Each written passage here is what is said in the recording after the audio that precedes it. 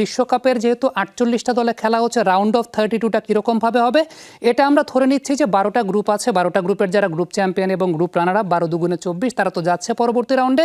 কিন্তু এরপর 12টা গ্রুপের মধ্যে শীর্ষ 3টা যে দলগুলো আসলে থার্ড নাম্বারে থাকবে তাদের মধ্যে শীর্ষ 8টা দল মূলত কোয়ালিফাই করবে 32 নম্বর দল হিসেবে, অর্থাৎ 24টা তো আমরা বুঝে গেলাম, তার বাকি যে 8টা দল সেটা আসলে প্রত্যেক গ্রুপের যারা 3 নম্বর দল থাকবে তাদের মধ্যে শীর্ষ 8 দল কিন্তু সেই জায়গাটা কোয়ালিফাই করবে। কিভাবে করবে সে ক্রাইটেরিয়াটা একটু দেখতে চাই। ক্রাইটেরিয়ার প্রথম যে ফ্যাক্টরটা সেটা হচ্ছে মোস্ট পয়েন্ট, অর্থাৎ ওই যে আমরা যেটা বলছিলাম যে 12টা গ্রুপের মধ্যে যে 3 নম্বর দলটা থাকবে তাদের মধ্যে ওই দলগুলোর মধ্যে মোস্ট পয়েন্টের তালিকায় যারা এগিয়ে থাকবে সেই শীর্ষ 8টা দল।